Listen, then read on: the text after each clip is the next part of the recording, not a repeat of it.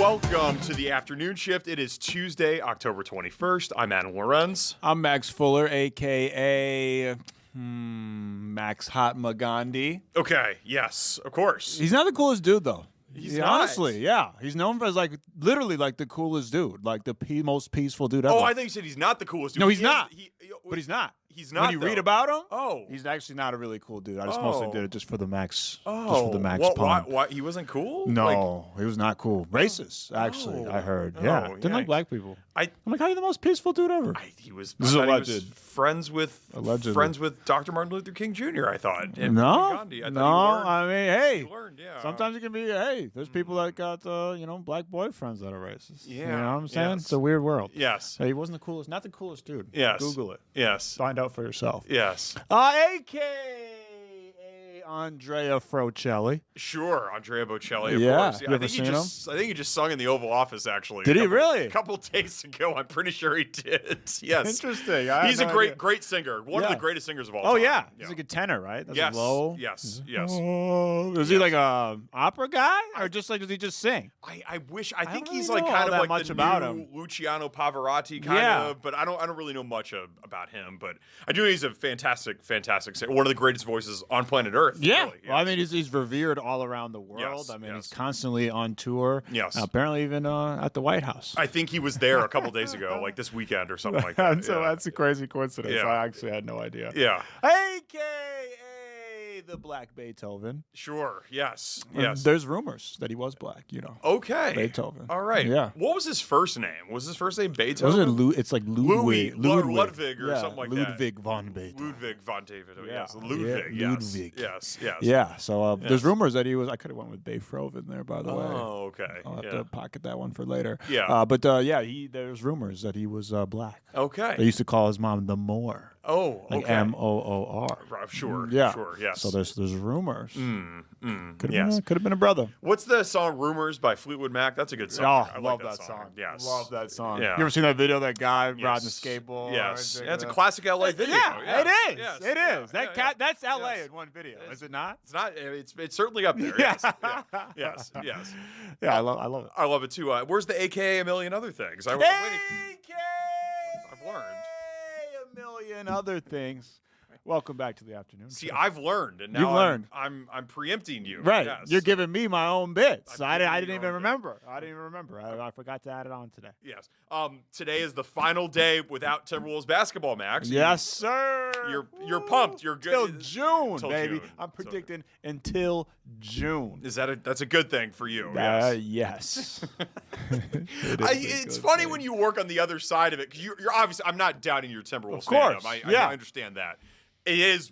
It's work. Though. It's It work. is work. Yes. It's work. So, yes, yeah. And it's a long season. It's a long season. Yes. Even longer playoffs. Yes. But I'm happy for it. You know, I have a coworker that over at the radio station. He's been doing the Wild post game stuff for over a decade. Mm-hmm. He's never gotten to do a Wild conference finals series. So he's jealous that I've first 2 years that I'm doing the post game stuff. I got to do back-to-back conference finals. So I'm never tripping about it. But I'm hoping they go even further this year. Yes. Yes. Yes. Yes. The Timberwolves, crossed. they've spoiled you. They have. And of course, if they do go far this year, we'll be promoting the heck out of that on our Instagram page. We didn't promote the Instagram page yesterday. Well, we promoted. We didn't promote it at all. No, because we didn't. I mean, we had the whole outage and That's everything right. like that. We got it back. Afternoon shift _ Fox 9. I heard what, Paul? We're only like 10 people away from 200. But we are. We have 10 more people to join us, and they get the personalized message, aka cameo, from yours truly. Wow. You said you were going to unfollow and be the 200. Yeah, I follower. want to be. I want to get that wants that personalized cameo. message. Yeah. Yes. He has unfettered access to me all day, Monday to Friday, and yet he wants to steal the cameo from the good viewers. I do. I want a personalized message. Sometimes it feels like you're just, I'll you're just in record the your room. voicemail for you You're or just in the something. room, but you're not talking to me directly, Paul. The Instagram. Always talking to everyone. The Instagram page, it needs more Max on it. Yes. That's what I'm saying. More yes. more Max. Yes. That's Like what there's you not asked for enough. that. There's Yes. not enough me. Yes. I mean, I go on there. I'm like, am I even on this damn show? I think you're in every clip pretty much. I on the don't Instagram think so. page. I'm gonna go on there right now. I'm gonna go You're in a lot of them. There's I'm gonna certainly go on there right now. Over 75%. Look at this. Yes. Hey, listen, we love Lisa Martin. She's the Okay, there's me. you. And that's you with Lisa Okay, Martin, there's too. me by myself. It's like There's the Sky You March. There's me. There's me again. Yeah. There's me and you with Father Richard Kuntz. See, yes. God bless him. Yes. Okay, I'm in a couple of these. I Look heard- at this. Huh? Mitchell. Well, you recorded that though. You produced that out. Yes. I guess I was. Yeah. Father Richard Kuntz emailed me this morning. He said to tell you hello. He really enjoyed his time on the afternoon show. He really great. did. That's that for was real. awesome. That's for real. Yeah, I'm in pretty much all these. Yes, you're in all. Might have to revise my opinion. It's a packed show we have for you, everybody. Huge news coming out of Eagan, Minnesota earlier, just a couple hours ago. Carson Wentz, he's going to start on Thursday. We're going to be hearing right from head coach KOC himself. For sure. That'll be interesting. Yeah, I mean, it's been much, talked about in the last 24 hours or so, 48 hours or so. Yes. But the mystery is solved. Carson Wentz will be your starting quarterback on Thursday, and we'll see if beyond that, but we just got to worry about Thursday first. One step at a time. Who sets the price of gas? Gas prices are sky. Yeah, I don't know either. I don't know. Yeah, Are we so gonna figure it out? We're gonna figure that one out. They're at an all-time low. In the Move Minnesota campaign, this is all about getting out of the car and getting on foot or bike, which is probably not things you want to do on a day like today. But it's. I've been doing that. You've been doing that. I should be like an endorser for this company because this organization, because I've been doing that. I'm an OG of Move Minnesota. I move Minnesota every day. Well, we're going to be talking to the right person, the executive director. Maybe you can align, get a little bit of a for sure sponsorship or something like that. Yeah. Yes. At least some swag or something. I'm just kidding. I'm kidding. I don't want anything. You want cash. That's what you want. That's what you really want from Move Minnesota. That'd be nice. Well, we'll see. We're going to talk to the executive director. That's just in the 3 o'clock hour. We do want to get into some headlines. Yeah. Keith Ellison.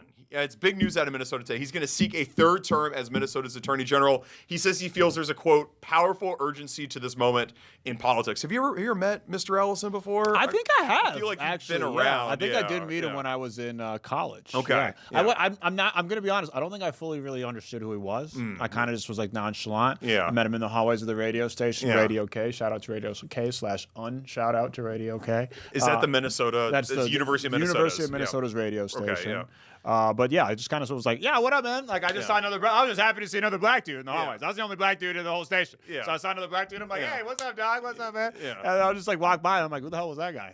My coworker's like, that's Keith Ellison. Keith Ellison. Yeah. I'm like, okay. Yeah. And I'm like, is he like an author or something? One of the most powerful people. In the state. And they're like, he's an attorney. I mean, listen, I was in college. I had other things to worry about. Yeah. We got to unpack the shout out and then the unshout out. It's kind of like the follow and the unfollow of the it's an unshout out. It's a reverse shout out. Okay. Whatever the opposite, a shout down. Shout down, yes.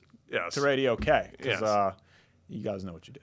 Oh, I don't know what they did, but they know. Apparently they know what they did. Know. So shout out to Radio K. Maybe I'll give you guys a listen.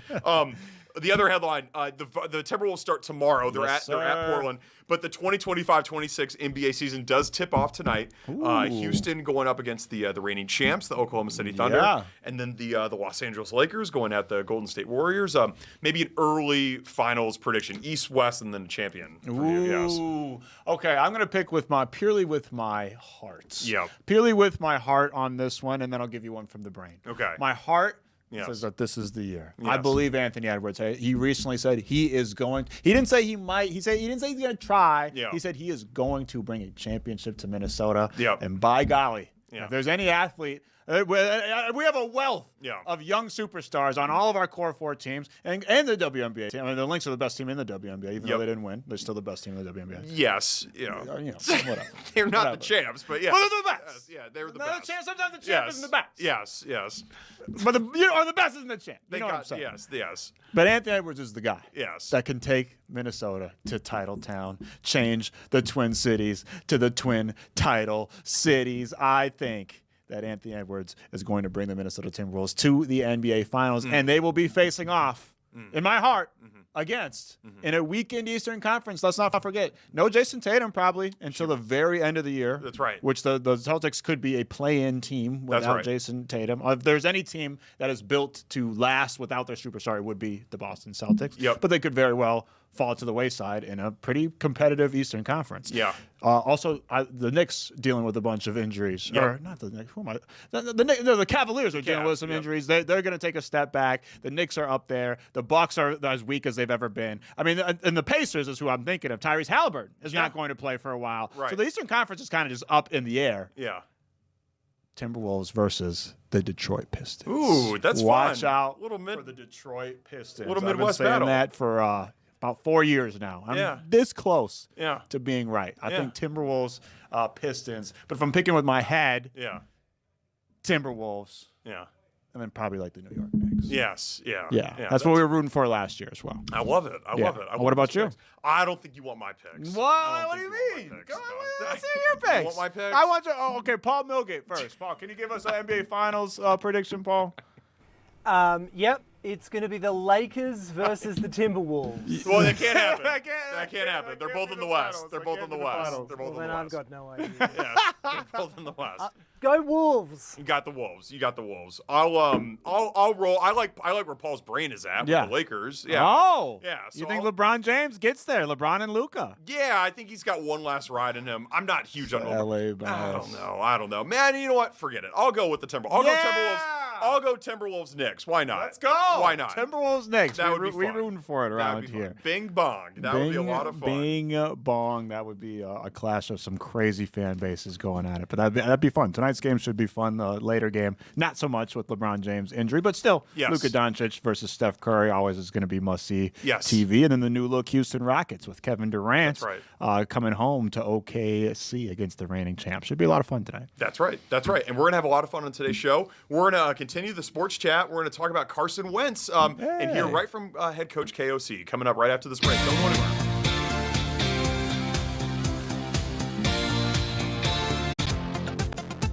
We are back here on the afternoon shift. Max, big news coming out of Vikings HQ in Eagan, Minnesota earlier today with Kevin O'Connell. Kevin O'Connell announced that Carson Wentz, despite the loss on Sunday, will be the Minnesota Vikings starting quarterback on Thursday when they head to L.A. to take on the Chargers, formerly the San Diego Chargers. Kevin O'Connell had some details about the whole situation, explaining the process of his decision. I believe we're going to hear straight from the head coach himself.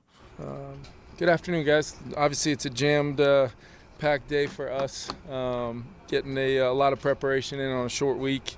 Looking ahead to Thursday night, we know it's going to be here before we know it. We're doing everything we can to turn over our players. We got a great staff to do it, and the players have really, that process began really after the game on Sunday night. We don't officially have full speed practices this week, but end up getting a lot of very, very important on-the-field work via the walkthrough. We'll have our guys feeling good and ready to go compete. Wanted to give you guys just an update. Earlier this morning, we did put J.J. McCarthy through an on-field workout just to see if he had a chance to make it this week. J.J., the medical staff, myself, we're all kind of encouraged about where he's at and the progress he's making, but he's just not there. And if this was a Sunday game, maybe it would be a little bit of a different story, and we could push it throughout the week and see where he's at towards the end of the week. But really, I look at today almost as the combination of a Wednesday, Thursday, but really it is a Friday on the timeline of coming up on being 48 hours out from the game. So we wanted to have a plan at the quarterback position, and it'll be very similar to last week. Carson will start, Max will be the backup, and JJ will be available in the case of emergency as the third. Like I said, encouraged about where he's at, and very much looking forward to continuing his progression and hopefully having a chance to go next week, and we'll keep you guys posted on that. But also wanted to make note of Aaron Jones' 21-day window opening up today. That'll be something that will happen today, and we'll see where he's at potentially for his availability on Thursday night.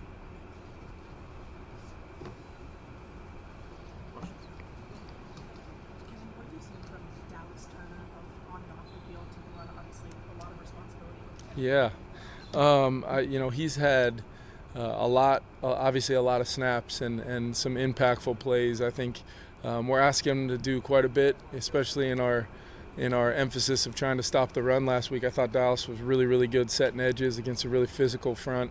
Hard O-line to rush against, especially at the tackle spots, and wanting to try to contain Hurts as much as we could. Maybe limited some of the, creativity of some of the rushes, but the strain, the finish, his use of his, gifts to rush the passer are being used and emphasized, but also growing on a daily basis. So I think Dallas is just going to continue to get better and better and better opposite JG there, and looking forward to see how he can do this week.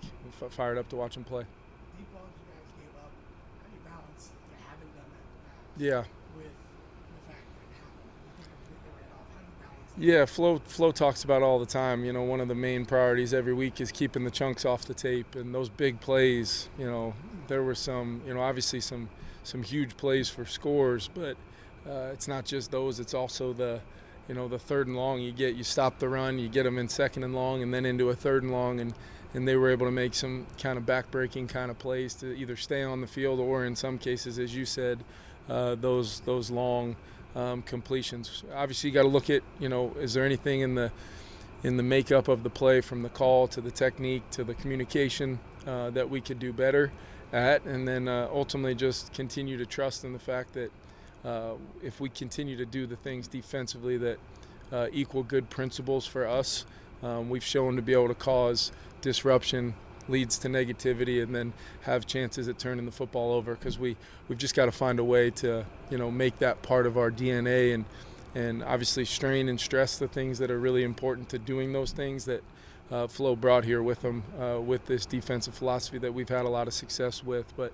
got to keep the chunks off the tape for sure. And what prompted the workout this morning? Is it just that the walkthrough doesn't have enough to Yeah, it's just really what it is, I thought, I think I may even have said this on Friday, like I was encouraged by where, he was at coming out of Friday, and then thought he, pregame, got a chance to work with him a little bit Sunday in the official warm-ups, and then I know Josh was able to take him through some things before we got out there officially in uniform, and just wanted to know kind of if he could possibly, be at a good place, and because really we'll go through first, second, and third down today.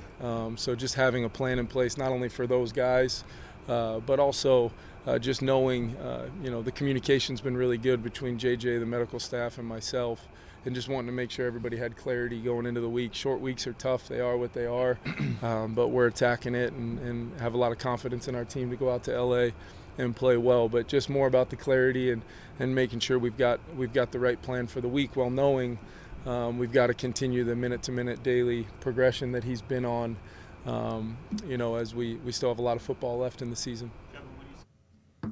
There you have it. That was Vikings head coach Kevin O'Connell in Eagan earlier today, saying that Carson Wentz will be the starting quarterback on Thursday night against the LA Chargers. And it's kind of like we speculated yesterday, is that I think Kevin O'Connell even alluded to it, that if it was a Sunday game, it might have been different, but they couldn't go with JJ with what they're seeing right now. He's still clearly in pain, and it's the type of situation where Thursday night games are already hard enough. Established NFL players, veterans, struggle enough on these Thursday night games. You don't want your rookie coming back from an injury that he's been dealing with for over a month, coming back on a Thursday night game against a really formidable team in the Los Angeles Chargers. So it's going to be Carson Wentz for at least another week, and I would imagine, barring Carson Wentz throwing like 8 touchdowns in this game, 800 yards, breaking records left and right, that JJ is going to start no matter what the following week. But you never know. That's the NFL. Anything could happen, but I would imagine that Carson Wentz is just the starting quarterback for just one more week. And what an introduction back to the playing field that would be for J.J. McCarthy next week at Detroit. Detroit, extreme Super Bowl contender, extremely good team. Are you feeling good about Are you feeling good about JJ potentially returning? No, I mean that in all due sincerity, because it's not like it's this proven Pro Bowler that's hurt. Sure. It's still a guy that's kind of unproven on the bench there. I do feel better about it than Carson Wentz, a guy who we know that we can't really even trick ourselves into thinking that he's someone that he's not now. We know, we see, firsthand here, and this is no shot at Carson, why he's been on 6 different teams in the last 6 years. He's a journeyman for a reason. He's not the future franchise QB. That's who J.J. McCarthy is supposed to be. And I am excited just in the sense that we do see a lot of young guys coming in balling right now. We were just talking about it off the air. You see guys like Jackson Dart. You see guys like Bo Nix, Michael Penix Jr. These guys leading their team. These a lot of new faces leading their teams to more success. Teams that were a lot worse off than this Minnesota Vikings team. We don't even need J.J. McCarthy to be as good as a Jackson Dart or a Michael Penix or a Bo Nix or a Drake May. We just need J.J. McCarthy to be serviceable because you have probably the best 1-2 punch in a wide receiver combo in the NFL. You have a top 5 tight end. You have an offensive line that's been ailing, but hopefully will be healthy by the time that J.J. McCarthy rolls back. And Kevin O'Connell announced later in that press conference as well that Aaron Jones, they're opening up Aaron Jones' practice window as well. So you should be at relatively full strength, if not full strength, by the time that JJ is back under center. So now we can truly see what he's capable of. Because even at the beginning of the season, you had a lot of offensive line injuries.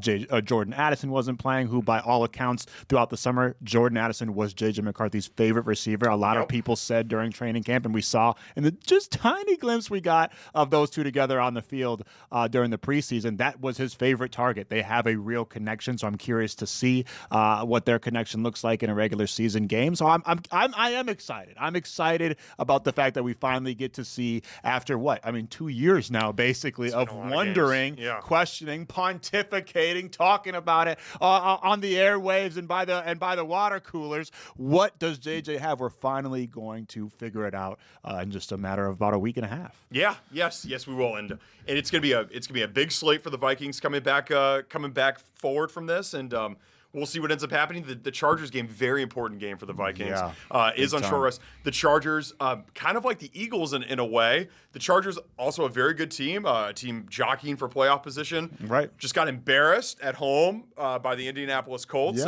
2 days ago. They're going to want to win as well. Jim Harbaugh is their head coach. One of, I think most people will count him and Kevin O'Connell, 2 of the best head coaches in the whole league. So former head coach of J.J. McCarthy, former national champion head coach of J.J. McCarthy. Well, a little bit of asterisks there, but no, I'm joking. They won it. They won it fair and square. It'll be fun on Thursday night, and hopefully Wentz can play well and can give a nice performance to get them into the mini bye that is having a Thursday game going into the following week. Because this Chargers team is it's a good defense. It's a really good defense, but it's not the defense that has the kind of caliber as a Philadelphia Eagles defense. You could hope that Carson Wentz, because that Eagles defense is just it obviously was some partially bad Wentz, but a lot of it is good Eagles defense. We haven't seen Wentz look particularly that hideous. Yes. In his whole starting lineup so far in the weeks prior to this. So I would assume that he's going to get back on track a little bit, and hopefully, maybe I don't think Aaron Jones is going to play this Thursday, but hopefully Kevin O'Connell can hand the rock off to Jordan Mason a little bit more. We can get. I liked the Bengals strategy a couple weeks ago where they just targeted Jamar Chase 500 times. Just do that with Justin Jefferson, man. Just keep targeting Justin Jefferson on every single play and make something happen. We don't need Carson Wentz to be out there chucking bombs down the field. Just short passes, quick passes to Justin Jefferson and Jordan Addison. Boom, just fix the offense right there. There's been no bigger Max Brosmer supporter in all of Minnesota media than you. That's not true. I got some coworkers. There's some Gophers. There's some Gophers media guys. My good friend Justin Gard. He's out there. He's out there banging the drum for Max Brosmer. But he's gonna be QB too. And like you said, this is kind of a do or die game for the Minnesota Vikings. I wouldn't be surprised if Max Brosmer saw a little bit of field time. That wouldn't necessarily be a good thing. Yeah. But also, like we said before, and maybe most of this is just a consistency thing. Maybe most of this is just to eliminate kind of talking heads like us. Sure. But it does, to me at least, say a little something about Max Brosmer if Carson Wentz went out there and had that performance that he had. And you don't go to Max Brosmer. It's not like he's setting the world on fire. I'm not saying he's not going to be a good quarterback, but it's probably not setting the world on fire. But hey, he could go out there and create some magic. You never know. It would be exciting from a media standpoint for sure. But whatever helps the Vikings win, and Kevin O'Connell would know more about that than anybody else on the earth. Yes. We'll see how much gas is in Carson Wentz's tank on Thursday night. It's been a little bit. You did there. Nice little I see segue. what you did Gas prices, they're the lowest they've ever been right now. Wow. The lowest in a year. They're 20 cents lower than they were a month ago. Dang. Just a month ago. Yes. How does this stuff all work, man? You know who knows that though? His name is Patrick DeHaan. He is the head of petroleum analysis at Gas Buddy. Sweet. He'll be joining us next to talk all about gas prices, what sets them, and if the prices are going to continue plunging. We're going to see here. I'm very curious. It doesn't affect me. I don't drive necessarily, but a lot of most people in Minnesota do. So I'm very curious to hear what he has to say. Yes, gas price talk coming up right after this break.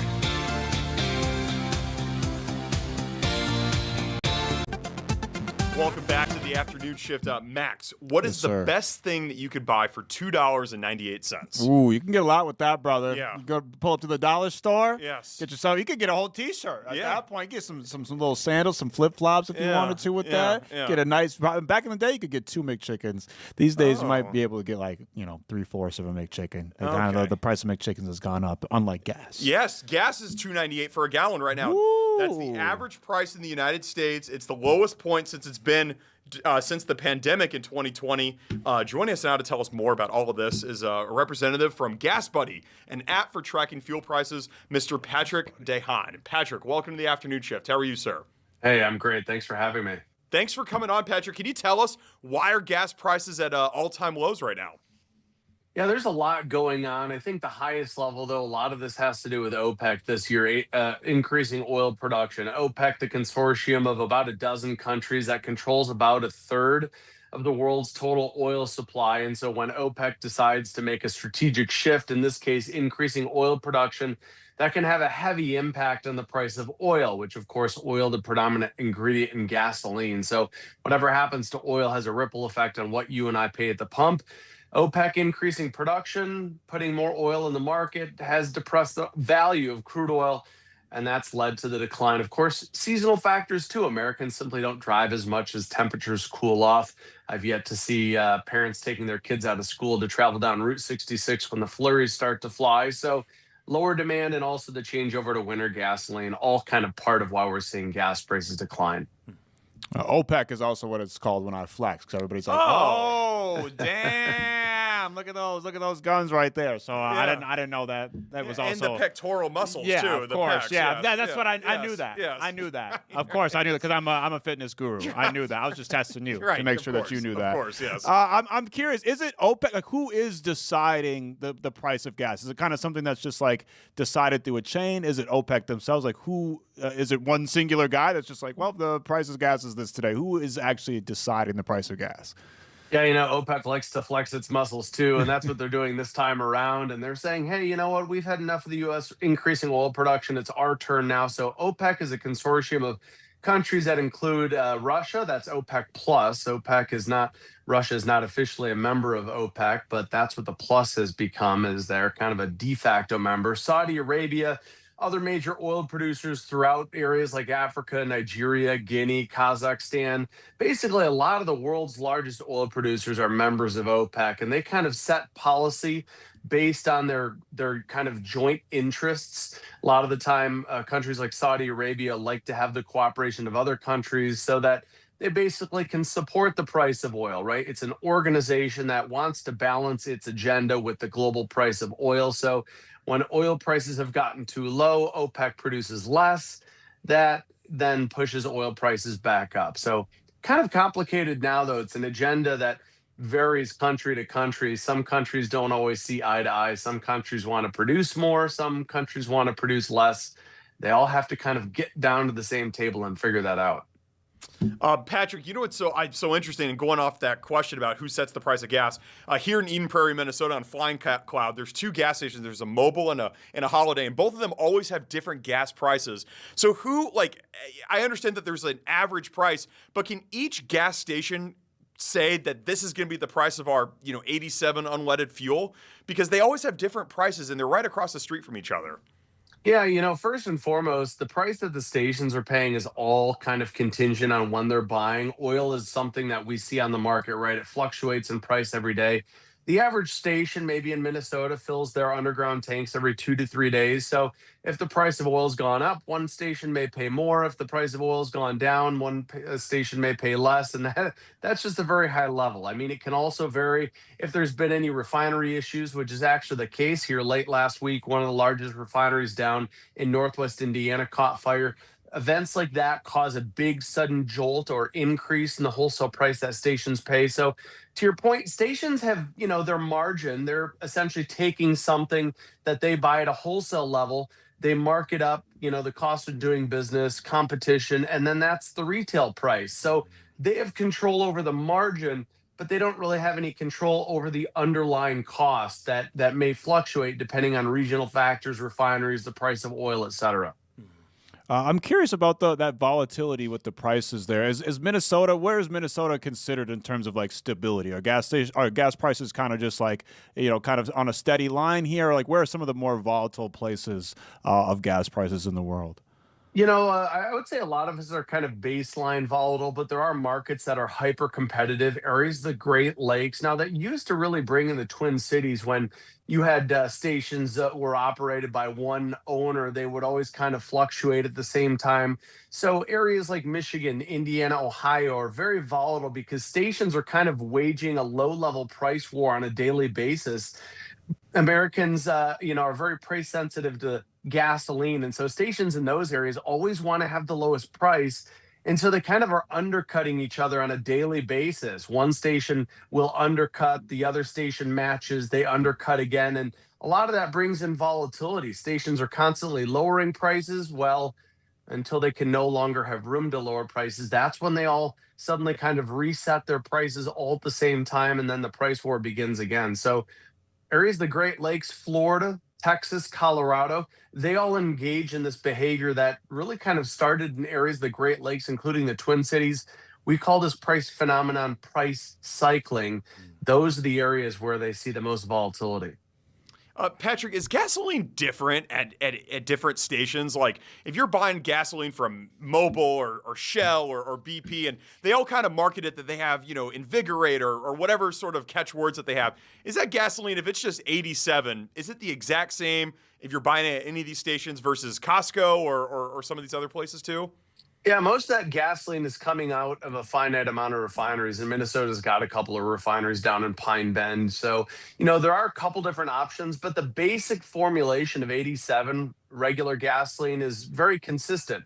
It always has to meet federal standards. There's very, very long books that could probably bore you as much as C-SPAN does in terms of, hearing what these books contain, but that's kind of the formulation. Now, you describe additives. Some stations will add different things to their gasoline. They'll give it catchy terminology. There may be more detergents in that gasoline to help propel your car to run further or to run cleaner or to reduce the amount of contaminants or things that are left behind. So those are kind of on top of whatever the base fuel is. And they market them, completely different. Yeah, Shell has V-Power. You mentioned, I think BP has Invigorate. So there's different words for these different additive packages. But yeah, there can be subliminal differences, but at the end of the day, the foundation for gasoline is very similar, if not the same.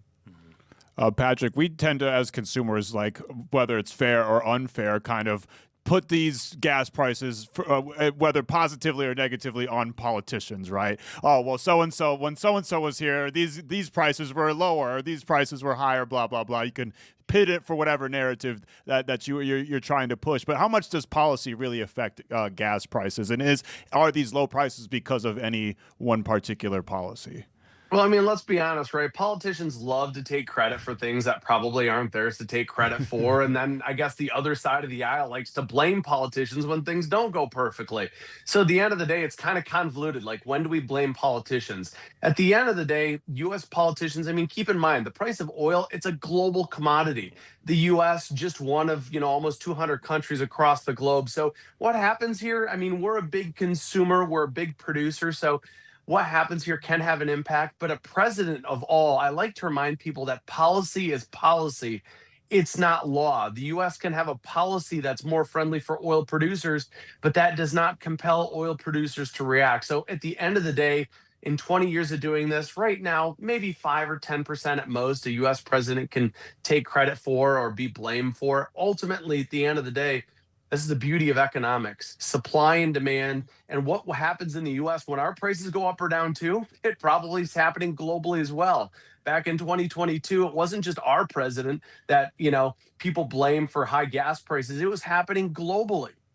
Yeah. Yeah, it's interesting that the sort of the war of words that goes on. It's been gas and eggs. Those seem to be kind of the two things that everybody kind of gets around.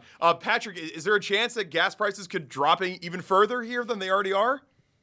Well, I do think there's the chance that will happen. I will say, we have seen a little bit of increase starting to develop in areas. As I mentioned, there was a refinery fire last week that could temporarily boost prices, but these issues don't usually last more than a few weeks or maybe a month. I do think as we get closer to Thanksgiving and Christmas, we will see some of those ultra low prices, or what feels like ultra low now. 20 years ago, that was record setting. But yeah, I think we'll get back down below the $3 mark. If any stations have gone up above that, we'll probably see gas prices more in the mid to upper $2 level through really the end of the year. So look for some of these low prices to stick around, though we are seeing a little bit of an increase here over the last few days related to that refinery outage. Patrick, now you can always find the low prices with Gas Buddy, the good work that you guys do over there. Could you just tell the people what Gas Buddy is and what you guys do over there? Yeah, we've been around 25 years. Our app and our website helps motorists find the cheapest gallon near them. I guess it's my good Dutch heritage that I really don't like overspending on gas. And that's what the Gas Buddy app will do, is it'll show you gas prices wherever you may be. Hopefully, it'll help drive you to those lower price stations where you save some money. Patrick DeHaan from Gas Buddy. We appreciate you, Patrick. Thank you so much. Hey, thanks for having me. Really appreciate it. Thanks. Gasoline, it's always been a fascination of mine. I love the smell of gasoline. I do. I love the smell of gas. I really do. Yeah, you know the only state where you can't pump your own gas? Where's that? New Jersey. Really? Cannot pump your own gas. They still in New got Jersey. the attendants. Sure do, and you can't tip them either. What? Cannot tip them. You're not supposed to tip them. That's weird. You're not supposed to tip them. I don't like that. That feels super antiquated. I hate that. Yep. Yeah. And it's against the law to pump your own gas. It's like the police will show up. You can get a citation for pumping your own gas. Yes. Yeah, because it's sort of like a job that they have, and they're supposed to do that. They got to protect their jobs. Yeah. So I love the smell of gas. Yeah, me too. I love all the different brands. Like I'm a consistency guy, so I like thinking like, all right, my car's only got mobile in it. Like I don't want to infiltrate it with the Shell or the BP or the Texaco or anything like that. Like I like it just straight up. Yeah, you're an advertiser's dream. Brand loyalty. That's right. I love the Exxon. I love the mobile on Flying Cloud. They're great there. What about you, Paul? Do you have a favorite gasoline brand? Favorite no, oil? I'm not. I'm not a very brand loyal person. Like we've got a Costco membership, so we often get our gas when we're there using Costco. Sick brag. But like I'm like, I don't know. I will just go wherever it's cheapest. Yeah. I'm not a particularly brand loyal person, really. Generally, I don't think. Yeah. Do you like that smell after you pump your gas? You have it on your hands for a minute before you wash your hands. I love it. I love it. Yeah. That Sharpies, new car. I love those smells. I really do. Yeah. You probably shouldn't be smelling Sharpies. But no, the smell of it, I don't do it. I don't do it for fun. Yeah. But Just like huffing them. Yeah. When you open one smell. up, Yeah. So in little pieces. Yeah. But I love the smell of gas. Burnt exhaust toast. too. Yeah, exhaust. Burnt toast. All of Havana, Cuba just smells like exhaust, and it's great. Oh yeah. Cigarettes. Some cigarettes I like the smell of. I do. Not all of them, but some of them. Yeah. But don't smoke. Don't smoke. Don't smoke. I've never smoked one though. Never. You're right. Yeah, That's I've never Fax smoked Muller. No, literally. I actually have never smoked a cigarette. Oh, not Fax Muller. Yes. He hasn't either. Gotcha. He hasn't either. But I have not. Yes. Yeah. Fax Muller. Yeah, he smokes. Yes. But it's not cigarettes. Got it. Yes. Got it. Cigars. Exactly. Of course. Exactly. Of course.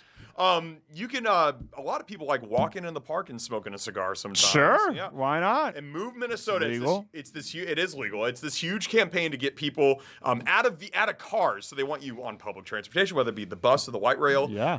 Walking, biking, whatever. The executive director of that campaign, MJ Carpio, he'll be joining us next to talk all about Move Minnesota. This is your chance, Max. This is your chance. This is your chance. I can make it. I'm going to audition because I've been moving Minnesota. Everything that they're about, that's been my life. Without even knowing what this good organization is about. So I'm curious to hear more. You have a favorite bus line in the Twin Cities? Yeah. I mean, it's like picking between your favorite kids. Yes. You know? Yeah. I did.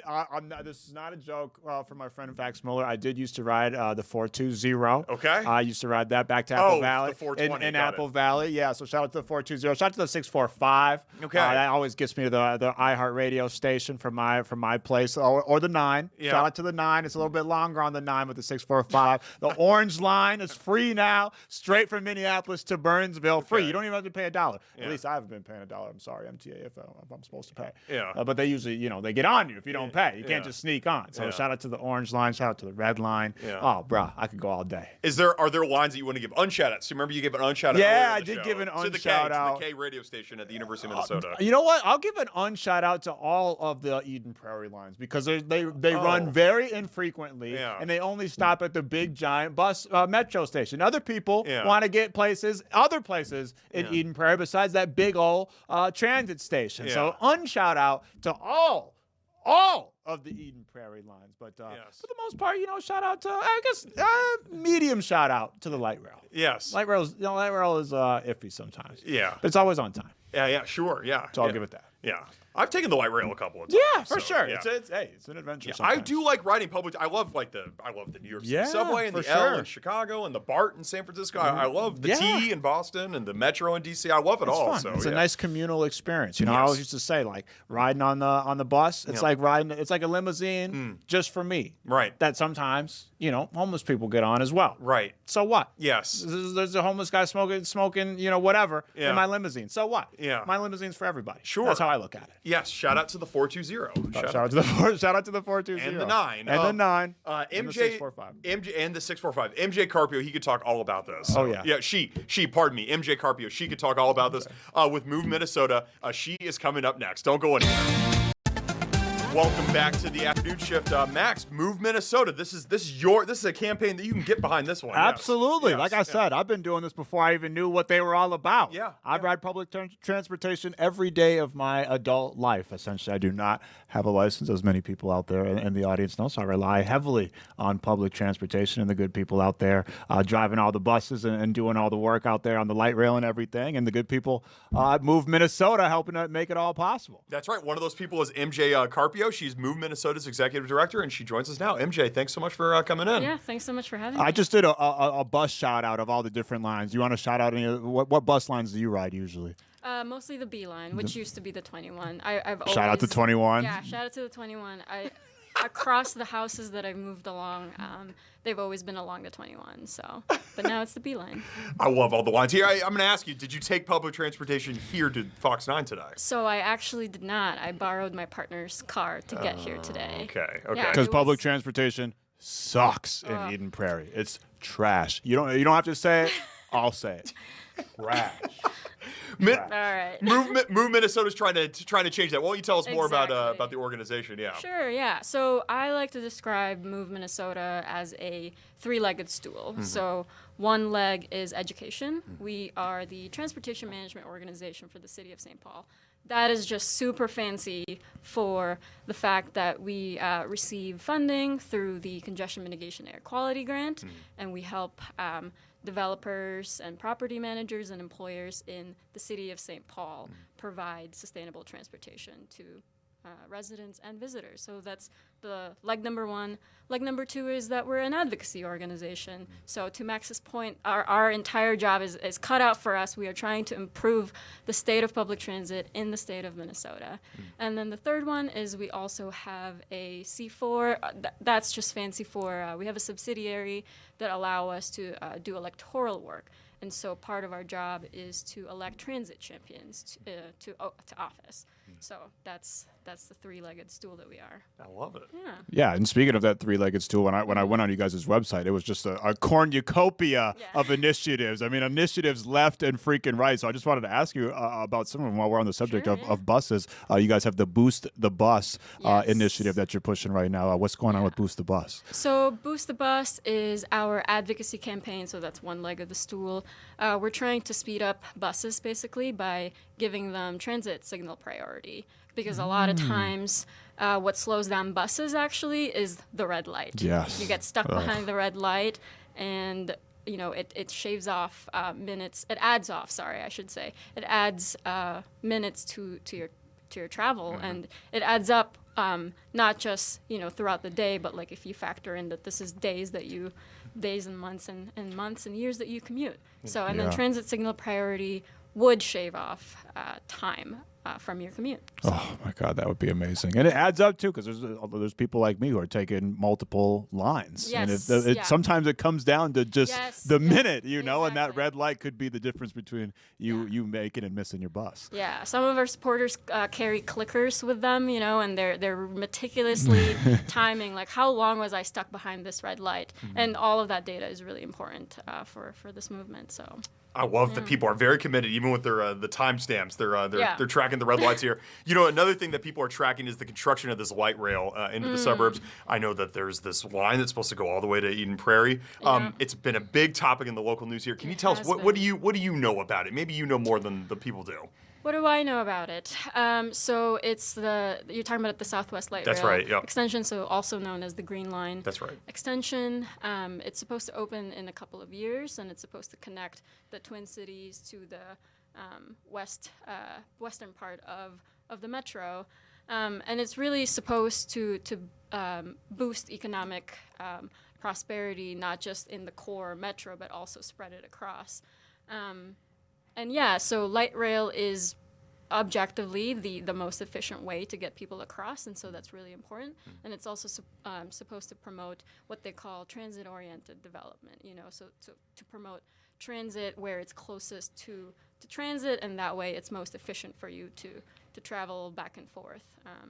That's what I know about it. That's just like a very brief overview. I know that we have to acknowledge that it has been a very controversial project, but it remains to be one of those investments. Light rail does remain to be to have a good return on investment because of all of the development and all of the workforce, the development that comes with it, and job creation, all of that stuff. Yeah, hopefully that construction gets done soon. And by the time it does, we'll have damn near the whole Roy G. Biv. I mean, we got the blue line, the red line, the green line. And you guys, I read about the purple line on your website. Could you tell us a little bit about the purple line? So the purple line is supposed to connect the East Metro or have more investments in the West 7th corridor, which has historically been disinvested in. And so we want this to be able to give people more options and faster options for people to travel. Yeah.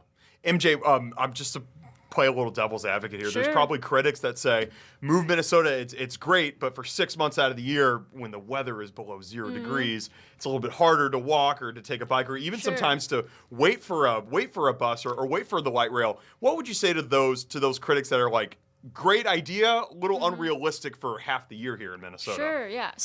So public transit is actually best in winter when it's working well. Yeah. Because then you don't have to worry about snow plowing, you don't have to worry about parking your car.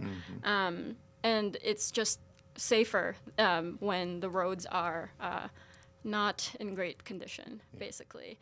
But to your point, so we have this, the images that are being shown. It's part of our No Car, No Problem campaign. And what we're really trying to do is both celebrate the progress that we have made in the Twin Cities. We were able to pass a regional sales tax that funds our public transit, but it is also to be forward-looking. So we want to be able to expand public transit in a way that is actually convenient and accessible for people. So right now it is not that. So it's hard to argue against that. But we are celebrating the wins in that, we are at 101% of our service levels from pre-pandemic levels. And so that is meant to encourage people to try public transit, especially if they haven't tried it before. I like to say that we're trying to get people from their first to their fifth ride, from their second to their seventh ride. But then all of that it's a virtuous cycle. If people are using it, there's a greater demand for it, and that means that we want to invest more in public transit, so that in the future, it is more usable and it's less of a problem during the 6 months out of the year, because that's actually when public transit would come in super clutch. Yeah. Could not agree with you more about the riding public transit in the wintertime. I mean, it's such a convenience to get in that bus and not really have to worry about safety, you know, because there's so many different accidents. It's nice to be driven. Yeah, absolutely. I was just saying, it's like a limo. Yes. It's like a limo that other people are riding on me with sometimes, you know. But I don't ever worry for one single second about my safety, which is it's a very dangerous time to be on the road. So I totally agree with you there. But it's not just about it's not just about making Minnesota more accessible for commuters. You guys also work for like making it more accessible for people on foot, for people on bikes. So how do we, in general, I mean, it's a loaded question, but how do we make Minnesota more accessible for people that are walking and biking? Sure. To your point, before you're a public transit rider, you're actually a pedestrian. Yeah. You know, before you're a biker, you're a pedestrian. And so when we're thinking about designing our built environment, it should be for the people who walk and roll, so using assistive devices. And so one point of view is to densify where it makes most sense to densify. And so, you know, you've maybe heard of the phrases like 5-minute city or 10-minute city.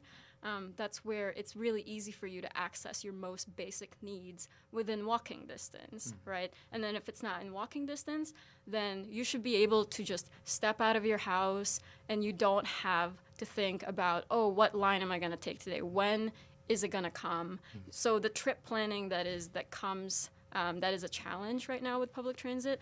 Ideally, that's not happening as much, and so you're just like, stepping out of your house, and you know exactly what you're going to take to the place that you're going to take it to, and you know that it's not going to take that long.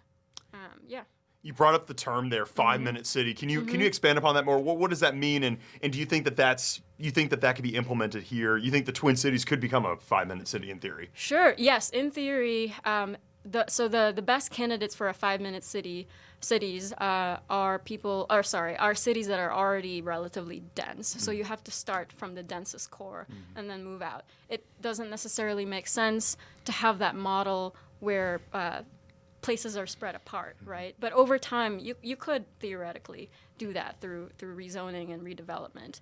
But the best candidate right now in Minnesota are the Twin Cities. As I was mentioning before, speaking of your basic needs, that's not just that's your schools, that's your hospitals, your access to medical care, but that's also your grocery and your coffee shop and wherever you want to hang out with friends, like the parks and third spaces. Third spaces are just what we call spaces where you don't necessarily have to spend money or have but be able to gather with people, and that also includes access to your place of worship. All of the basic needs. If it's super accessible in 5 to 10 minutes by walking, biking, rolling, or taking public transit, that would be super ideal. Yeah, that would be awesome. And obviously, we as just regular people, we can only do so much, right? We're going to need help from our politicians. Yes. We're going to need help from our lawmakers. What kind of like political support is behind this type of movement? Sure. Well, so one of our advocacy wins was in 2023 when we were able to pass the 3/4 cent sales tax, which is now what's allowing Metro Transit to get back up to pre-pandemic levels in terms of service, and also add safety features like the trip ambassadors, the Transit Rider Investment Program, and all of that stuff. And that was at the state level. So we needed House of Representatives and the Senate to be supportive of that. And then, so that's at the state level. And as I mentioned before, we are federally funded. So through, and those champions are also very important. There's going to be, I don't know if you've heard of surface transportation reauthorization. It's just fancy for how is the federal government investing in their states for roads, basically.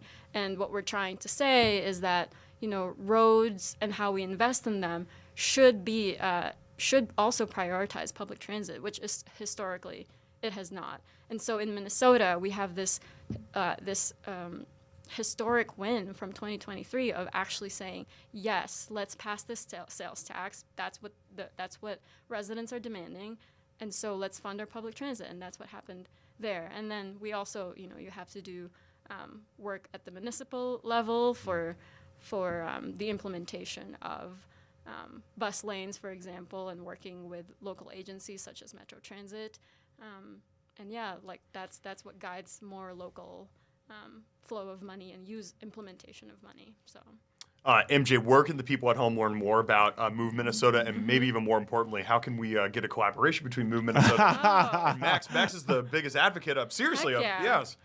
I mean, it would be great to be able to show how normal people travel. Yeah. There are so many amazing stories that people carry just about their travel.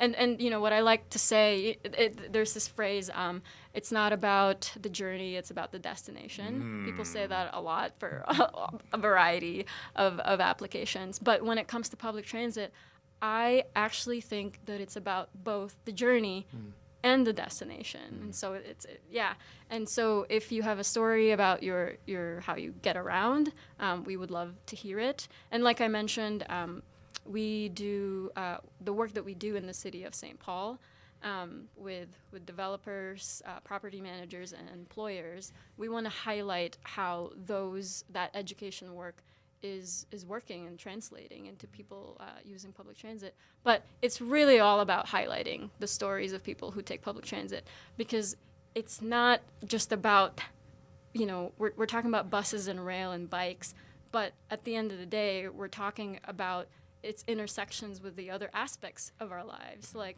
why is it important to you that you have access to public transit as it relates to your access to your medical care, as it relates to your access to education, and access to food and having fun with your friends? Like, it's all related. It's not separate, and that's what I love about public transit education and advocacy, honestly. Yeah. I love it. MJ Carpio from Move Minnesota, the executive director of it. Thanks so much for joining us. We appreciate it. Thank you so much for having me. Thank you. I love Move Minnesota. I got to start taking some of these lines you guys have been talking about. You do, dog. Shout out to the 420, the 475, 460, 470, 472, the 9A, the 9C, the 645A and B, the orange line, the red line. Dog, I could keep going. I've been riding public transportation my whole life, and I wouldn't be able to do any of the stuff that I do without the good people at public transportation and without the good people at Move Minnesota. So I really appreciate your advocacy as just a regular person. Listen, I know I work on Fox 9. I'm on TV. I don't got it like that. I'm still riding the bus. I'm still riding the light rail.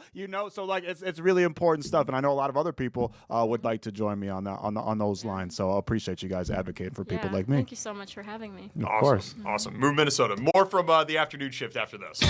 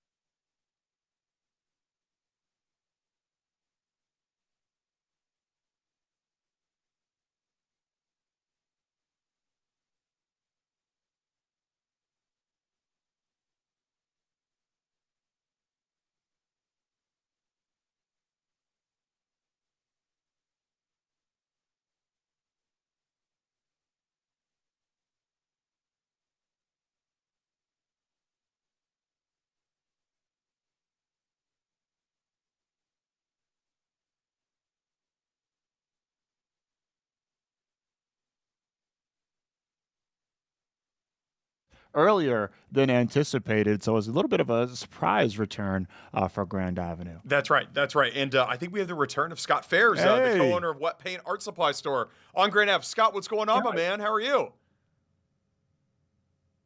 I'm good. I'm a little cold. Yeah. It's kind of a chilly day here in October. Yes. Well, we're excited. I love the St. Paul Saints jersey that you got going on there. if we still have Scott. Oh, Scott's. Oh, no, there he goes. There he is. Hey, Scott, how has construction on Grand Avenue directly impacted your business? Well, hey, we were without a street for like 6 months. So the number one thing was it made a lot of people ask us when the construction was going to end every time they walked in the door. Parking.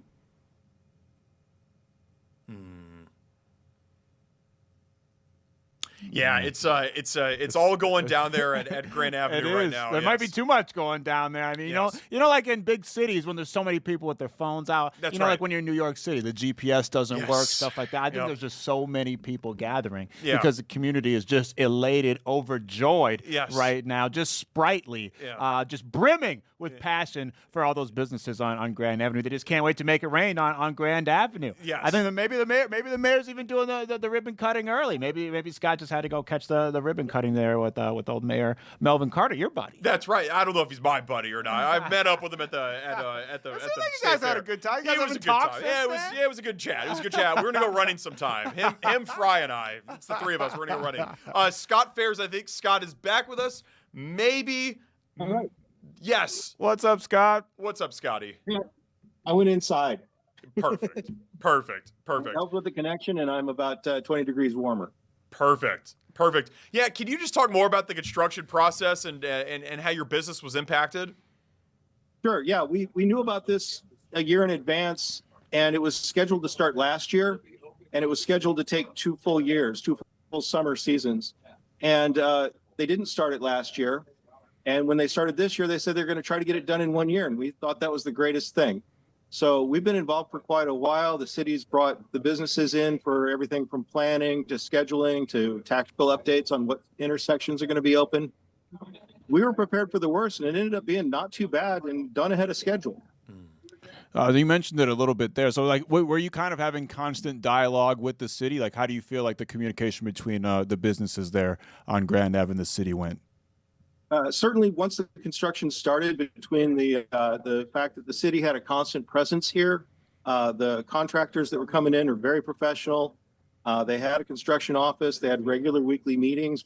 I had somebody I could call for the littlest thing.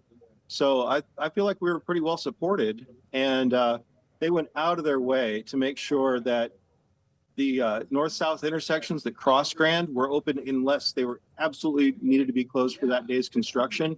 We had access to Cambridge to Wheeler to McAllister Street almost throughout the entire summer, so it wasn't that bad. Yeah, Scott, your business there, Wet Paint Art Supply Store, it's been around for 50 years. Congratulations on that. What does this reopening mean to you?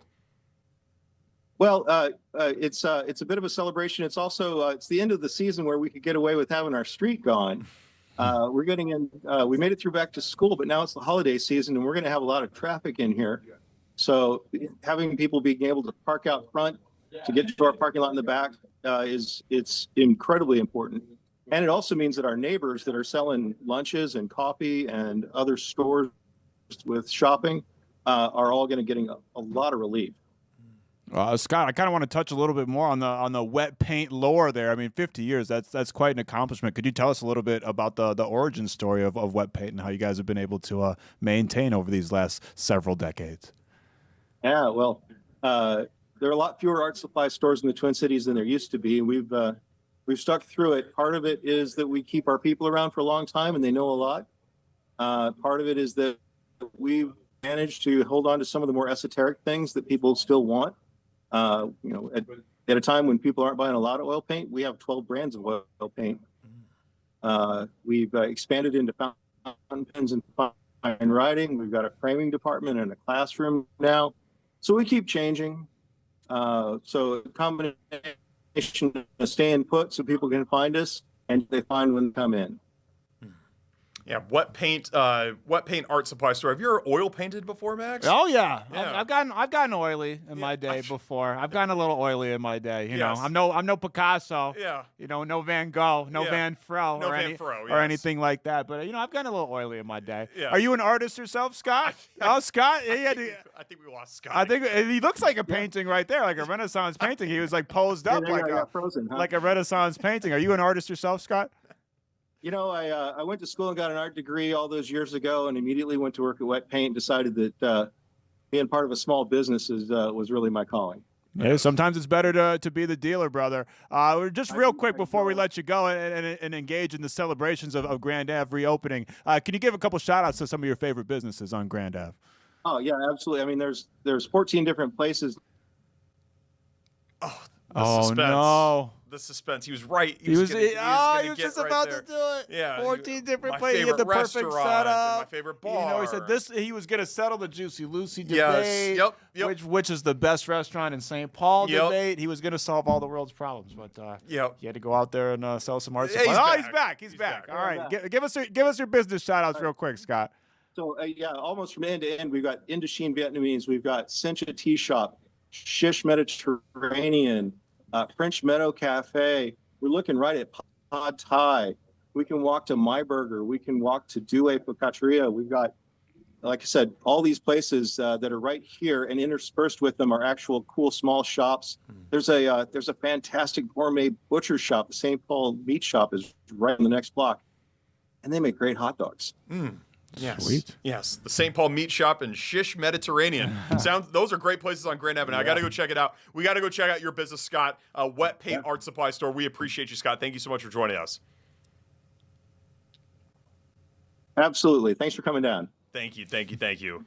Yeah, I'm always looking for an excuse to get over to St. Paul. Absolutely. I like St. Paul. Yeah, it's like your second favorite city in Minnesota besides Edina, right? That's a great segue. How did you know that we got people from Edina in the house? I should have known. Did you even know? Did you really know that? Or Yeah, was I that did. intentional? That was intentional. I like I'm that. a professional. I like I'm a that. professional. The Edina Asian American Alliance. They're coming to town. Today is Diwali. So they put on a huge celebration every year. This is not Mayor Hovland. This is the Edina Asian American Alliance. But it still counts, right? It still counts. It still counts. I love Edina. I love Edina, and we're going to get some Edina love in the house. Talking all about Diwali, there might be some food involved here. I can't tell you the last time I had Indian food. It's probably been a while. Maybe today I'll change that. Yes, absolutely. Cannot wait. And I believe Diwali is like a week-long celebration. I think this is day 2 of the celebration. So I'm curious to hear about all the traditions and history that goes behind Diwali. Diwali talk coming up right after this. Welcome back to the afternoon shift. Max, we had to take a double break there because we had so much setup. This is a huge deal for us. Yeah, this is a huge deal. We can't have Diwali, the Festival of Lights, without some lights right here. We have a beautiful, just like table set, all ready to go for Diwali today. Yes. Very excited to celebrate Diwali, and we wanted to celebrate with people that know it best. So we brought in our neighbors from the Edina Asian American Alliance, Arika Seti and Dr. Siley Amarapur. Won't you say that for everybody? Yes. Thank you so much for joining us and bringing in this awesome spread and the lights and everything. Before we get into all of it, can you explain to us what exactly is Diwali? Yeah. So the word Diwali comes from a Sanskrit word diya or deep, which means lamp, an oil lamp. And so the word Diwali means a festival of lights. So it basically is celebrated by over 1 billion people all over the world. Wow. 1 billion with a B. Yes. Because people from the South Asian continent who are Hindus, Buddhists, Jains, and Sikhs celebrate this. This is as big as Christmas. For us. And so it basically signifies, or it's symbolic of victory of light over darkness and truth over all the untruth out there. And we believe that it's more spiritual. Of course, there's a religious component, but it's more spiritual and more cultural phenomenon nowadays. Yes.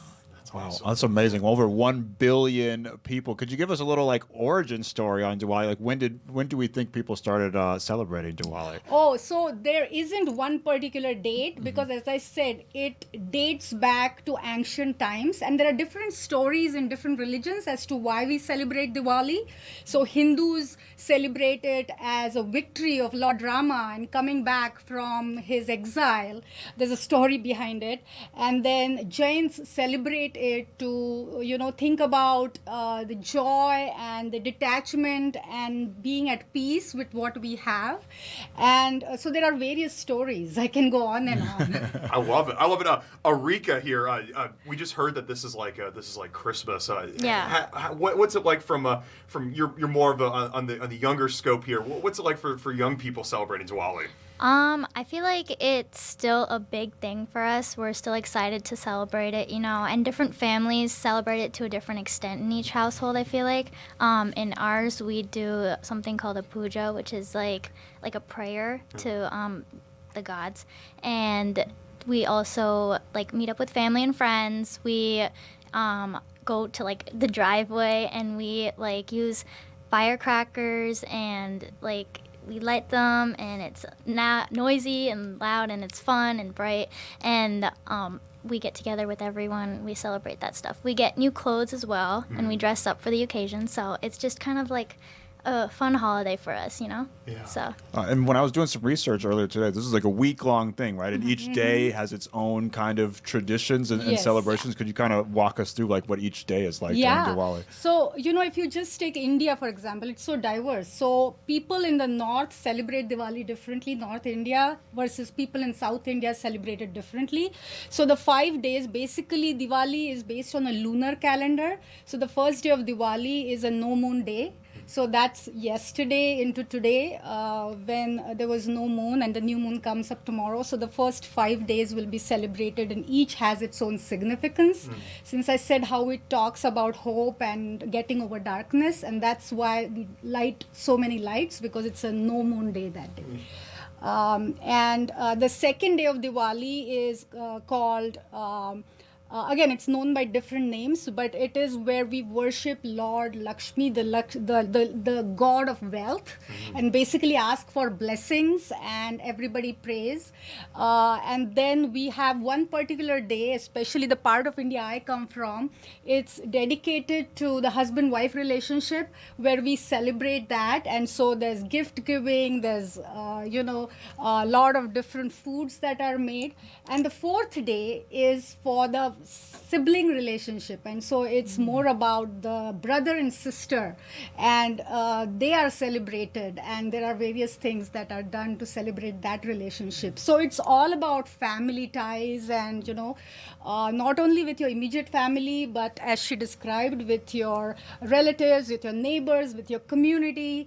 And so for the first time this year in Edina, we hosted a public Diwali event last week, and it was open to everybody. And the reason was for everybody, all the neighbors in the community, to come together and celebrate this joyous occasion. Yeah, tell us more about that event that you all put on last week. How was that? Was it young, old, everybody kind of all intermixed in together? Yeah, it was like a family event, and anyone could attend, and we had stores partnering with us, and it was just...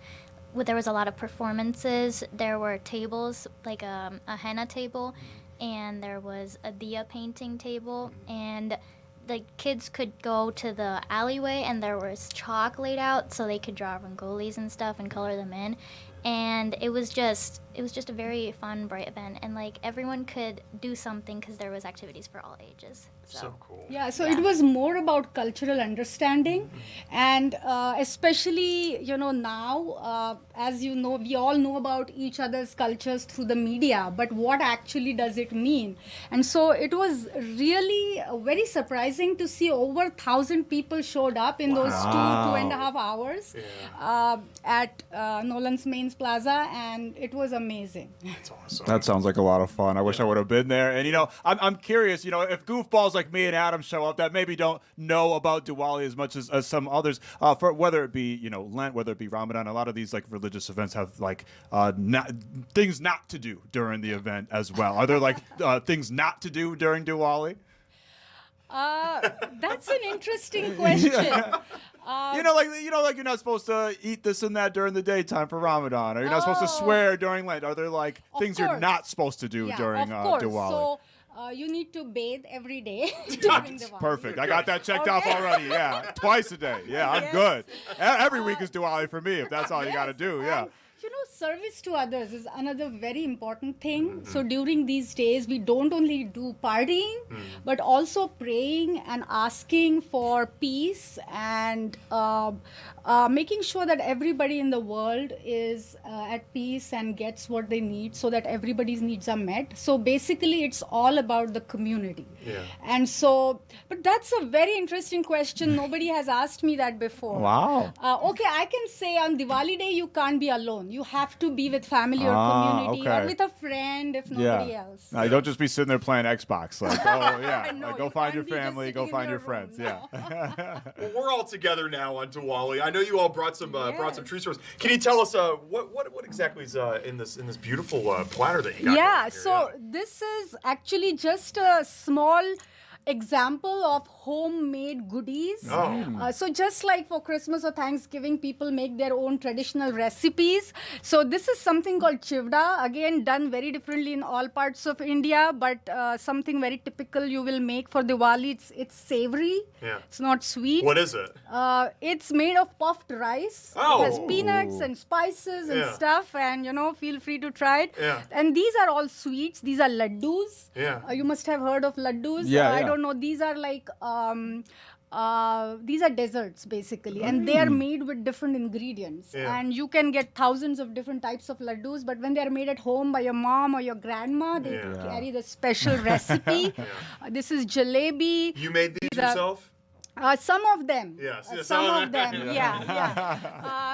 It's not easy to make all of them. But, this, as I said, this is a very small sample. There are thousands of different items that are made during Diwali. And then this is just a small platter of diyas or lights.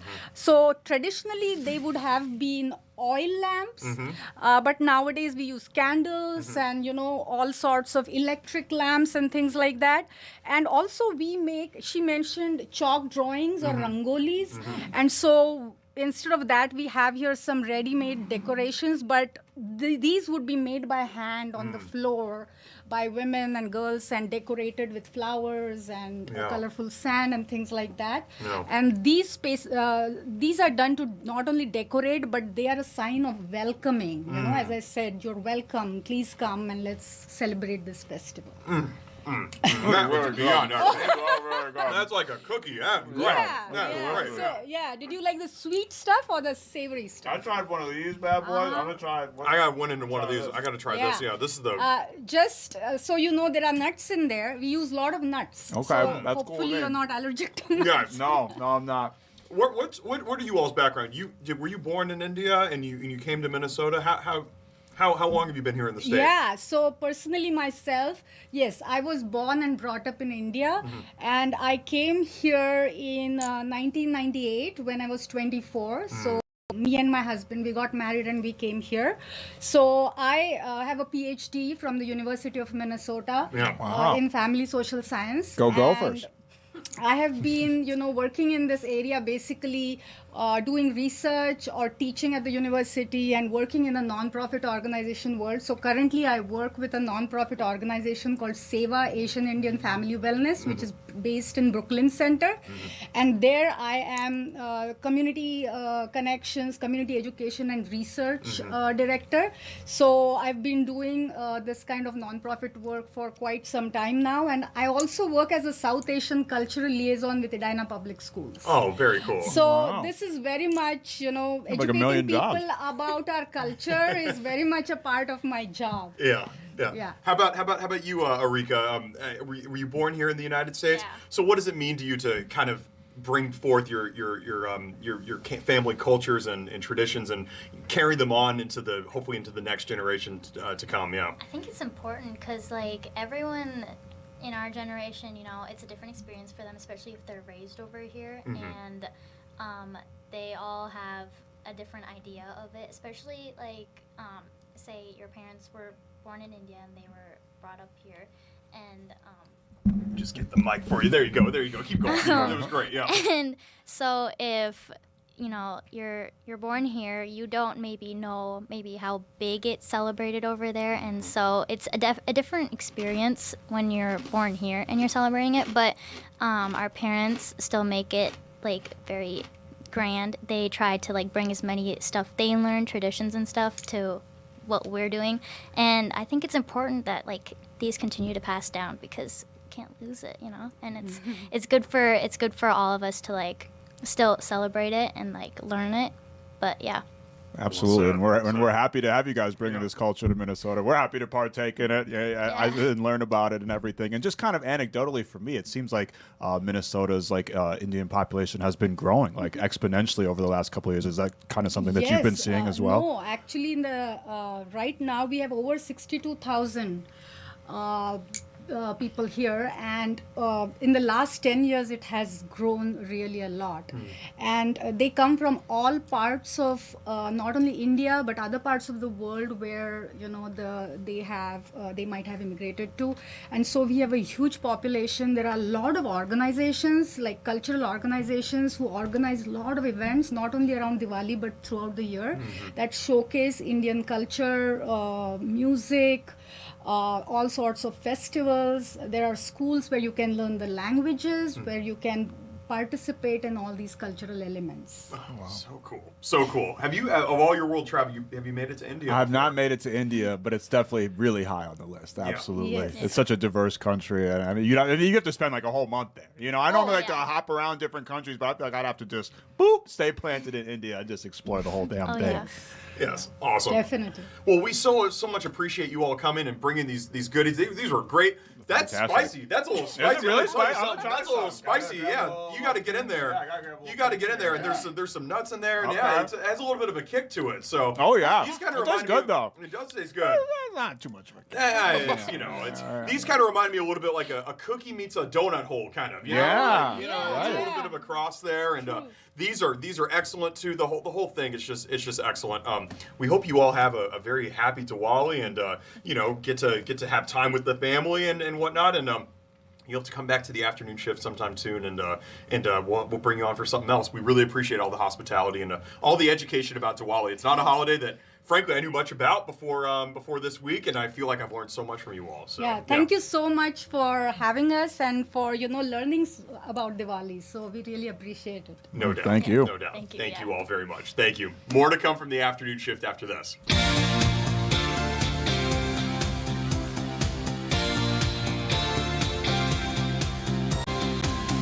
Back here on the afternoon shift, we just rang in Diwali. That was awesome. We did. That was great. That was awesome. Yeah. I really much like you. I didn't know too much about Diwali, but I feel like I got it all covered now. Yes. And those donut holes meets like a Biscoff cookie. Incredible. The lights. Yes, the lights, I mean, everything. it The dresses, the attire. It seems like a lot of fun. I'm mad I missed that event in Edina. I should have went over there. Would have been fun. See, Edina, they love to have you over there. Yeah. If you wanted to get to Edina in a car, you could take. It's not too far of a trip from here. And it ain't too expensive these days either, because gas prices are down right now. Gas in Edina it's 50 cents more expensive. I'm certain. Than everywhere else. Well, they ain't hurting for $1 but in it's Edina. not the gas in Edina. It's not like the gas anywhere else in the Twin Cities. It's actually better. It's more. It's probably cleaner. gold plated. Like pulp in the orange juice. They just got little pieces of gold in the gas out there, and they don't need. I mean, they got Escalades and limos, and can you even get filled up with your helicopter at the gas station, or you need a special? First of all, these average gas, you can't get the 87 fuel in Edina. You're getting the 91 fuel. It's a premium fuel in Edina. But I love Edina, and that listen, gas may be a little bit more expensive there, but they bring it to you with a smile and a nice touch. What? Yeah, whatever. It is what it is. Yeah, whatever. At least they're down everywhere else in Minnesota, and we got all the lowdown on why they're down earlier in the show today. Let's listen back to it, Paul. Thanks for coming on, Patrick. Can you tell us why are gas prices at all-time lows right now? Yeah, there's a lot going on. I think the highest level, though, a lot of this has to do with OPEC this year, increasing oil production. OPEC, the consortium of about a dozen countries that controls about a third of the world's total oil supply. And so when OPEC decides to make a strategic shift, in this case, increasing oil production, that can have a heavy impact on the price of oil, which, of course, oil, the predominant ingredient in gasoline. So whatever happens to oil has a ripple effect on what you and I pay at the pump. OPEC increasing production, putting more oil in the market, has depressed the value of crude oil, and that's led to the decline. Of course, seasonal factors, too. Americans simply don't drive as much as temperatures cool off. I've yet to see parents taking their kids out of school to travel down Route 66 when the flurries start to fly. So lower demand and also the changeover to winter gasoline, all kind of part of why we're seeing gas prices decline. OPEC is also what it's called when I flex, because everybody's like, oh, damn, Look at those guns right there. So I didn't know that was also. And the pectoral muscles yeah, too. Of course. That's what I knew that. Yes. I knew that. Of course, I knew that because I'm a fitness guru. I knew that. I was just testing you to make sure that you knew that. Of course, yes. I'm curious. Is it OPEC? Like, who is deciding the price of gas? Is it kind of something that's just like decided through a chain? Is it OPEC themselves? Like, who is it? One singular guy that's just like, well, the price of gas is this today. Who is actually deciding the price of gas? Yeah, OPEC likes to flex its muscles too, and that's what they're doing this time around. And they're saying, hey, you know what? We've had enough of the U.S. increasing oil production. It's our turn now. So OPEC is a consortium of countries that include Russia. That's OPEC plus. Russia is not officially a member of OPEC, but that's what the plus has become, is they're kind of a de facto member. Saudi Arabia, other major oil producers throughout areas like Africa, Nigeria, Guinea, Kazakhstan. Basically, a lot of the world's largest oil producers are members of OPEC, and they kind of set policy based on their kind of joint interests. A lot of the time, countries like Saudi Arabia like to have the cooperation of other countries so that they basically can support the price of oil, right? It's an organization that wants to balance its agenda with the global price of oil. So when oil prices have gotten too low, OPEC produces less. That then pushes oil prices back up. So kind of complicated now, though. It's an agenda that varies country to country. Some countries don't always see eye to eye. Some countries want to produce more. Some countries want to produce less. They all have to kind of get down to the same table and figure that out. Patrick, you know what's so interesting, and going off that question about who sets the price of gas, here in Eden Prairie, Minnesota, on Flying Cloud, there's two gas stations. There's a Mobile and a Holiday, and both of them always have different gas prices. So I understand that there's an average price, but can each gas station say that this is going to be the price of our 87 unleaded fuel? Because they always have different prices, and they're right across the street from each other. Yeah, first and foremost, the price that the stations are paying is all kind of contingent on when they're buying. Oil is something that we see on the market, right? It fluctuates in price every day. The average station, maybe in Minnesota, fills their underground tanks every 2 to 3 days. So if the price of oil's gone up, one station may pay more. If the price of oil's gone down, one station may pay less. And that's just a very high level. I mean, it can also vary if there's been any refinery issues, which is actually the case here. Late last week, one of the largest refineries down in Northwest Indiana caught fire. Events like that cause a big sudden jolt or increase in the wholesale price that stations pay. So to your point, stations have, their margin. They're essentially taking something that they buy at a wholesale level. They mark it up, the cost of doing business, competition, and then that's the retail price. So they have control over the margin, but they don't really have any control over the underlying cost that may fluctuate depending on regional factors, refineries, the price of oil, et cetera. I'm curious about that volatility with the prices there. Is Minnesota, where is Minnesota considered in terms of like stability? Are gas prices kind of just like, kind of on a steady line here? Or like, where are some of the more volatile places of gas prices in the world? I would say a lot of us are kind of baseline volatile, but there are markets that are hyper competitive. Areas, the Great Lakes. Now, that used to really bring in the Twin Cities when you had stations that were operated by one owner. They would always kind of fluctuate at the same time. So areas like Michigan, Indiana, Ohio are very volatile because stations are kind of waging a low-level price war on a daily basis. Americans, are very price sensitive to gasoline. And so stations in those areas always want to have the lowest price. And so they kind of are undercutting each other on a daily basis. One station will undercut, the other station matches, they undercut again. And a lot of that brings in volatility. Stations are constantly lowering prices. Well, until they can no longer have room to lower prices, that's when they all suddenly kind of reset their prices all at the same time. And then the price war begins again. So areas of the Great Lakes, Florida, Texas, Colorado, they all engage in this behavior that really kind of started in areas of the Great Lakes, including the Twin Cities. We call this price phenomenon price cycling. Those are the areas where they see the most volatility. Patrick, is gasoline different at different stations? Like, if you're buying gasoline from Mobil or Shell or BP, and they all kind of market it that they have, Invigorate or whatever sort of catchwords that they have, is that gasoline, if it's just 87, is it the exact same if you're buying it at any of these stations versus Costco or some of these other places too? Yeah, most of that gasoline is coming out of a finite amount of refineries, and Minnesota's got a couple of refineries down in Pine Bend. So, there are a couple different options, but the basic formulation of 87 regular gasoline is very consistent. It always has to meet federal standards. There's very, very long books that could probably bore you as much as C-SPAN does in terms of, hearing what these books contain, but that's kind of the formulation. Now, you describe additives. Some stations will add different things to their gasoline. They'll give it catchy terminology. There may be more detergents in that gasoline to help propel your car to run further or to run cleaner or to reduce the amount of contaminants or things that are left behind. So those are kind of on top of whatever the base fuel is. And they market them, completely different. Yeah, Shell has V-Power. You mentioned, I think BP has Invigorate. So there's different words for these different additive packages. But yeah, there can be subliminal differences, but at the end of the day, the foundation for gasoline is very similar, if not the same. Patrick, we tend to, as consumers, like whether it's fair or unfair, kind of put these gas prices, whether positively or negatively, on politicians, right? Oh, well, so-and-so, when so-and-so was here, these prices were lower, or these prices were higher, blah, blah, blah. You can pit it for whatever narrative that you're trying to push. But how much does policy really affect gas prices? And are these low prices because of any one particular policy?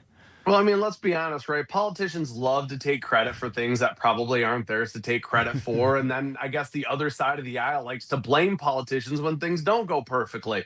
So at the end of the day, it's kind of convoluted. Like, when do we blame politicians? At the end of the day, U.S. politicians, I mean, keep in mind, the price of oil, it's a global commodity. The U.S., just one of, almost 200 countries across the globe. So what happens here? I mean, we're a big consumer. We're a big producer. So what happens here can have an impact, but a president of all, I like to remind people that policy is policy. It's not law. The U.S. can have a policy that's more friendly for oil producers, but that does not compel oil producers to react. So at the end of the day, in 20 years of doing this, right now, maybe 5 or 10% at most, a U.S. president can take credit for or be blamed for. Ultimately, at the end of the day, this is the beauty of economics, supply and demand. And what happens in the U.S. when our prices go up or down too, it probably is happening globally as well. Back in 2022, it wasn't just our president that, people blame for high gas prices. It was happening globally. Yeah. It's interesting that the sort of the war of words that goes on. It's been gas and eggs. Those seem to be kind of the two things that everybody kind of gets around. Patrick, is there a chance that gas prices could drop even further here than they already are? Well, I do think there's the chance that will happen. I will say, we have seen a little bit of increase starting to develop in areas. As I mentioned, there was a refinery fire last week that could temporarily boost prices, but these issues don't usually last more than a few weeks or maybe a month.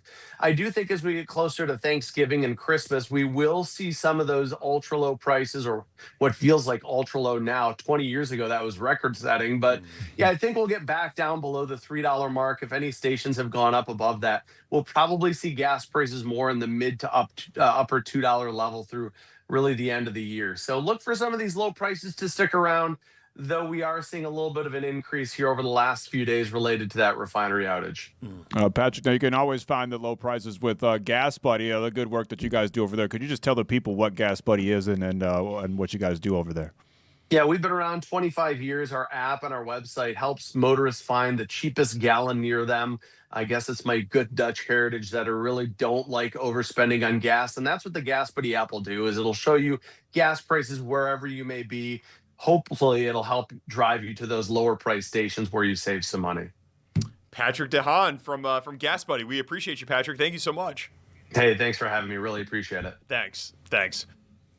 That was Patrick DeHaan of Gas Buddy giving us the lowdown on gas prices. $2.98 right now is the average price of gas in the United States. Yeah, it's the lowest it's been in a hot minute. So I know a lot of people are excited. Maybe going for a little cruise, midnight cruise. Yes, just driving around, joyride. You ever do that? Are you guy that likes to drive, or it's more just a function thing? For you? I don't like to drive when I don't have to drive. In fact, I've never owned a car until I moved here. So driving is not something I really enjoy doing. point, it's a necessity, or maybe not. Apparently, with Minnesota, right. it might not be a necessity. But no, I've never done a joyride or anything like cruise. Just for no, the sake of driving. Now, one time I drove to a Cracker Barrel in Lakeville because I really was craving some pancakes. But you know, that counts. That was my one time. That kind of counts. That was my one time leaving Hennepin and Ramsey County. Wow. I don't know what county, Dakota County, maybe Lakeville's in. So Was it just the pancakes? Were you making a statement? Were you saying I stand behind? No, I really this like new Mama's logo? No, were you out there protesting against the new logo? I actually forgot about all of that before I just made that statement. I honestly had nothing to do with anything. I just like the pecan pancakes and 4 things of sausage and 2 eggs over hard. Oh, yeah. that sounds really good. Yeah, so yeah. Paul, are you a joy-riding kind of guy? You seem like a guy that used to go on joy rides back in Australia. I grew up in a really, really small town, like a town of like 3,000 people. And so what we used to do, you would lap the main, is what we called it. So you'd go lapping the main. And so as soon as you got your license, you'd drive up and down the street. It was literally 3 or 4 blocks. And you would just get a load full of your friends and you'd just go driving just to see who's out and about. And it was like the height of coolness. But now when I think about it, it was very, very lame. It sounds cool. When you're a teenager, yeah, for sure. It was that sense of freedom, right? Of being, you didn't have to be at home because you could go lapping the main. That's right. Go lap the main. That's right. Now this all begs the question, Max. Have you ever actually driven a car before? Yeah. Oh yeah. I'm an exceptional driver. Okay. Yeah, I could be a stuntman if I wanted to. I just under pressure, haven't been able to. You've driven on Minnesota roads before? Yeah, absolutely. I've driven on Minnesota roads before. I don't know if we should be reviewing legally. this. Yeah. Absolutely. I have my permit. You do have your permit. I do have my permit. Okay. Failed my driver's license test a couple times because unfortunately I'm a great driver except for under pressure situations. What did you fail in the driver's test? I couldn't do the parallel park. Okay, but nobody could do that. Yeah. You know, I couldn't do the back end one time. Okay, I failed a handful of times. You know what I'm saying? Yeah. I turned on the wrong side of the street. The guy tricked me. The instructor tricked me. It was on a course. He's not supposed to do that. He tricked me. He said, turn here. And I listened to him. I trusted him. Maybe he meant to turn the other way. No, he said there was only one way to turn. Okay. He tricked me. Yeah. He betrayed my trust. Okay. I didn't know that was part of driving. Is betraying people's trust, is having to deal with betrayal, lies, falsehoods. Right. I didn't know that hoodwinkers. Right. I know about blinkers and I know about hoods. I didn't know about hoodwinkers out there on the road, but I guess that's part of the test I didn't study for. Yeah. Unshout out to your driver's test. Unshout out to K-Radio. Unshout out to that driver instructor. There is one time I did the test, and I was like, I freaking aced this thing. I passed. Yeah. And they said that I stopped at the stop sign appropriately, but there was that little line ahead of the stop sign that you're supposed to stop before. Yeah. And then creep towards, just in case there's people there, even though there wasn't people there.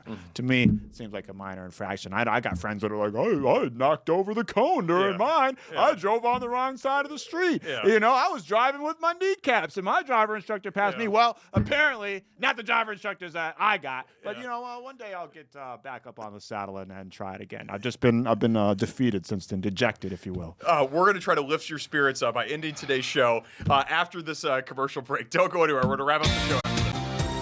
We're back here on the afternoon shift. Max, it's time to wrap up today's episode. It is time to wrap up today's episode. We covered it all, wall to wall, from walk-in to gas prices, Diwali, and everything in between. We've done it all, adam-llorens. We have done it all. Yes, yeah, and I feel like we're missing some. Carson Wentz. We covered that. Wentz, yeah. We've talked about all of the things. Grand Avenue. Don't forget Grand Avenue. I can't forget about Grand Avenue's grand return. Yeah. We covered it all, but luckily for us, the news keeps on going. Life keeps on happening. There will be more to cover tomorrow, so make sure you tune in tomorrow. We'll be back same time, same place, right here on the afternoon shift. In the meantime, I'm Max-Fuller. I'm adam-llorens, and coming up after this, we got the Fox. Right. We got the Fox 9 News at 5 o'clock. We do with indeed. Kelsey Carlson and Simone Woolridge. Dynamic duo, indeed. Dynamic. Are they as dynamic as I don't want to compare. I don't want to insult anybody, but I'd say they're pretty damn dynamic. They're dynamic. They're dynamic. They're coming up next.